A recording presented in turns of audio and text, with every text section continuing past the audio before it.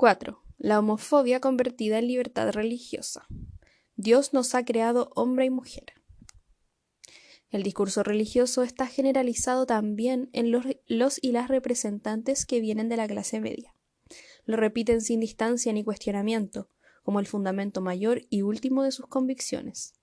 Probablemente muchos y muchas de ellos y ellas no sean católicas participantes, pero a la hora de buscar una respuesta fácil que les permita sustentar sus justificaciones homofóbicas, el discurso religioso se convierte en un comodín útil e infaltable. Tampoco ninguno se cuestiona sobre la pertinencia de buscar una justificación religiosa en un escenario que debiera ser laico, como es el caso del Parlamento. Estamos lejos de una visión laica del Estado y la política. La religión es un condimento omnipresente. Muchos sienten que reconocerse públicamente como católicos les prestigia socialmente. Todo esto es obvio, pero resulta interesante nuevamente a la hora de pensar y repensar la representación política. ¿Por qué un representante que no ha sido elegido ni elegida por su condición de católico reivindica esta condición públicamente a la hora de defender sus posiciones homofóbicas, su derecho a la libertad de conciencia y filiación religiosa, cuando su ejercicio de representación política no es eclesial? ¿Estamos frente a un estancamiento de la democracia? ¿Estamos frente a una concepción de la representación democrática que sigue construyéndose con criterios del siglo XVII? Es decir, criterios coloniales. La Constitución que plantea que Bolivia como Estado no tiene religión oficial y que es un Estado laico, ¿no sirve? ¿Son palabras muertas? ¿Es fácil promulgar una Constitución sin la intención de cumplirla? ¿Es todavía la Iglesia Católica en Bolivia un poder supraestatal? Como dice certeramente Hannah Arendt, mentar a la religión en la política es un acto que devela más que una fe, el juego del político de ser Dios. Es el juego de quien invoca a Dios por su boca y se endiosa a sí mismo convirtiendo su opinión en verdad divina. 5. La homofobia convertida en defensa de la familia. Uno de los rasgos que atraviesa fuertemente a toda la clase media, de forma muy marcada y que es notable en las respuestas de los y las representantes políticos pertenecientes a la clase media, es la sacralización de la familia. La familia como un bien social incontestable, imposible de ser cuestionado, imposible de ser analizado. La familia se presenta como un ente más importante y anterior a la persona. La persona no tiene sentido sin la familia y es la familia la que requiere que el hombre sea hombre y la mujer, mujer. La familia es la fábrica donde se construye la primera división sexual del trabajo. La familia es la fábrica donde se reproduce disciplinariamente la diferencia hombre-mujer y la forma como se reproduce esta diferencia está sacralizada y no es susceptible de ser cuestionada o analizada. El hecho de que la familia pueda ser una entidad poco o nada democrática, el hecho de que la familia pueda ser un lugar de ejercicio de violencia, el hecho de que la familia sea la primera constructora de jerarquías sociales, parece ser algo que no se puede ni empezar a discutir. La idea de que cada hombre es representante de una familia y que eso le da un doble valor es parte del discurso machista que está fuertemente arraigado en la clase media boliviana. Es en torno de la familia y el valor indiscutible de la familia que se encuentra otro de los bastiones de la justificación homofóbica. Se trata de salvar a la familia para salvar a la sociedad. El maricón, la mariconada, es una amenaza a la familia.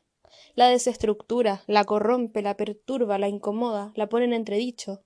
El marica debe ser expulsado de la familia para bien de la propia familia. La familia debe esconder al marica para preservar su prestigio en la sociedad. Los testimonios de cientos y decenas de miles de maricones con quienes a lo largo de toda mi vida he ido conversando dan cuenta de que la represión más cruel, el pánico primero, ha sido en el interior de sus familias. Lo que yo me pregunto es, ¿qué hacemos con eso? ¿Por qué la mariconería no ha tenido la fuerza para poner en cuestión a la familia, su estructura, sus ritos, su violencia? ¿Por qué la mariconería no ha sido capaz de inventar otras formas de pertenencia social que no sean a partir de la construcción de una familia? Con estas preguntas tiene que ver el conjunto de demandas relacionadas con el matrimonio igualitario, que no es otra cosa que un contrato sexual que se asimila completamente al de la heterosexualidad obligatoria. 6. División entre público-privado. La no heterosexualidad convertida en asunto privado. Desde el punto de vista liberal, todo asunto privado que no es público está sujeto a la libertad del individuo. No está sujeto a examen ni juicio público, y por lo tanto tampoco está sujeto a discusión política alguna. Bajo esta forma liberal, todos los representantes políticos, hombres y mujeres, senadores y diputados, plantean que la homosexualidad, la mariconada, la sexualidad no tienen nada que ver con la política. Se trataría de un asunto privado que hay que respetar como asunto privado y no público. Esta justificación homofóbica en principio parece muy aceptable, porque te plantea que la sexualidad de cada quien es asunto de cada quien. Pero tiene dos connotaciones homofóbicas muy fuertes. La primera es que la sexualidad debe ventilarse como un asunto privado, y esto quiere decir que de alguna manera debe permanecer escondida. Es una invitación a hacer lo que te dé la gana, pero tras las puertas de la casa, sin perturbar el universo público. Algo así como no hay necesidad de manifestación pública de la no heterosexualidad.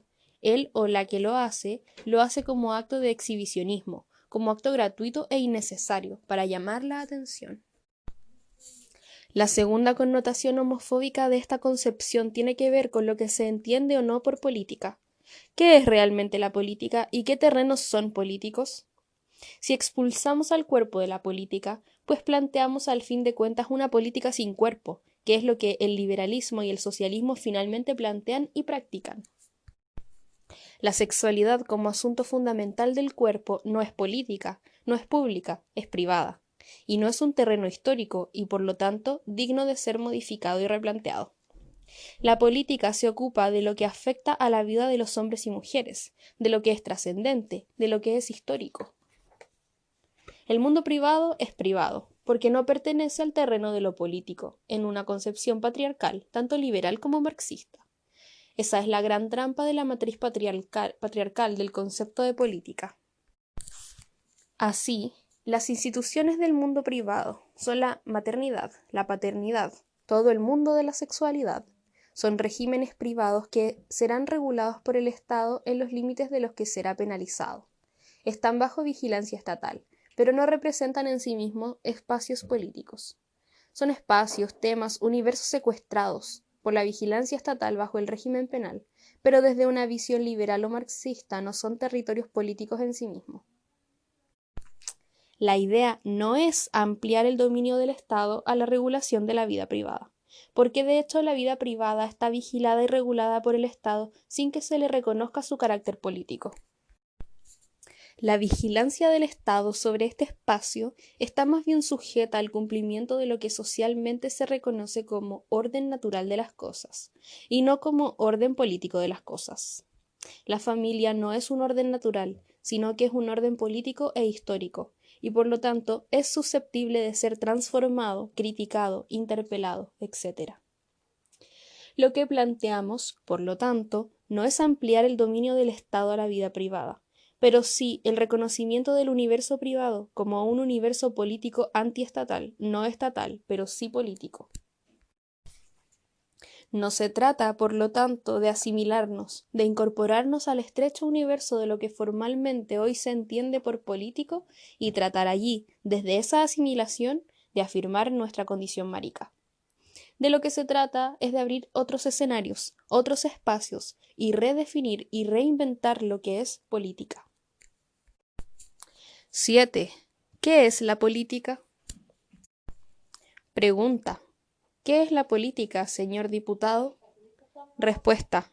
La política es mi trabajo, es propiedad de mi partido. Es representarte como número y no como voluntad con contenido. La política es el bien común y yo soy el vigilante, el propietario del sentido del bien común. Como punto de partida, lo que está claro es que si comprendemos la condición de marica como una condición política y no como una condición no política, La única alternativa que tenemos es la de reconceptualizar la política misma. Preguntarnos colectivamente y de forma atrevida qué entendemos por política.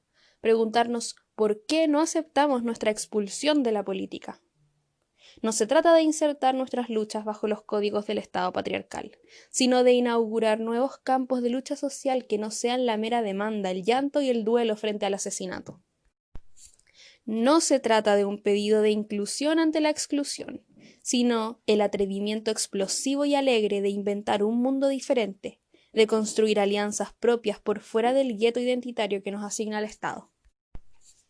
Entender la política como el terreno de las relaciones sociales y entender que las relaciones sociales no pueden ser reducidas a la ley ni a la relación con el Estado.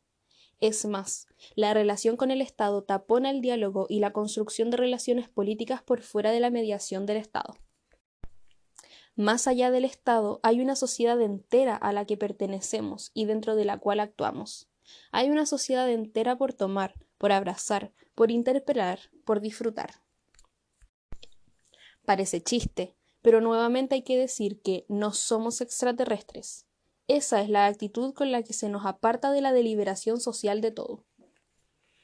Abrir el mundo privado como un mundo político, en el cual las relaciones están construidas históricamente y socialmente y no pertenecen a un orden natural de las cosas, ha sido una de las reivindicaciones conceptuales más importantes de todos los feminismos. Entender el mundo privado como un universo político es la operación que permite romper el monopolio de la política que los políticos ejercen. Lo que ellos y ellas practican es una mínima parte de la política, es la parte que tiene que ver con el control del Estado y la ley. Todo lo otro que queda por fuera del Estado y de la ley y que pertenece a la cotidianeidad, a las preocupaciones que más nos afectan directamente a lo que somos y queremos ser, es otra política. La política con cuerpo y desde el cotidiano. Es la política que no tiene propietarios y que no necesita credencial de representante para ser ejercida.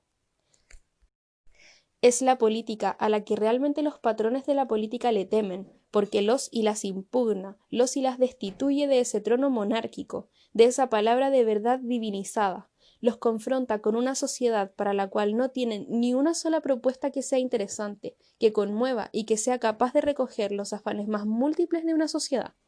En esa otra política cotidiana es donde la mariconería puede florecer, puede aportar y enriquecer la política.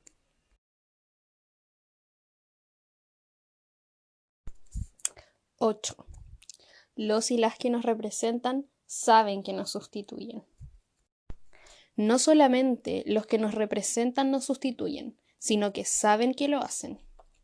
Por eso sus voces, a pesar de toda la carga de supuesto poder que tienen, a pesar de poder negarse a aceptar una entrevista, a pesar de mirarnos con desprecio en el Parlamento y hacernos volver muchas veces, a pesar de hacernos esperar en sus antesalas mucho tiempo, a pesar de todos esos actos de arrogancia, finalmente sus voces sonaban temblorosas e inseguras ante nuestras preguntas.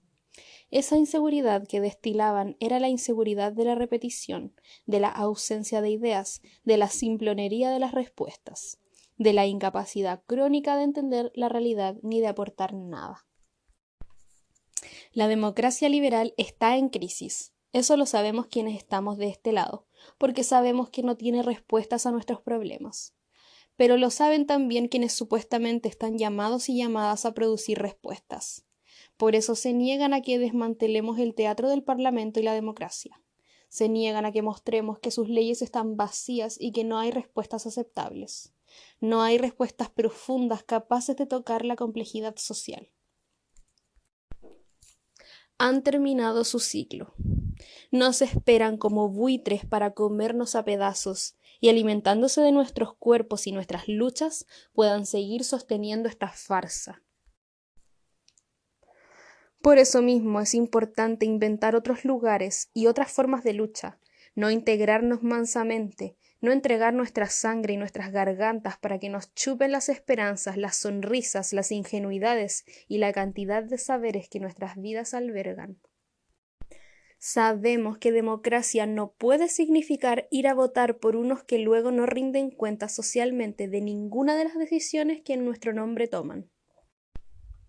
Democracia no puede significar un proceso de adhesión por simpatía a una especie de campaña publicitaria que promete sin cumplir, sin analizar, sin demostrar absolutamente nada. Democracia no puede ser un aparato de marketing pagado por los grandes intereses económicos para que los resultados del voto les permitan mantener sus privilegios.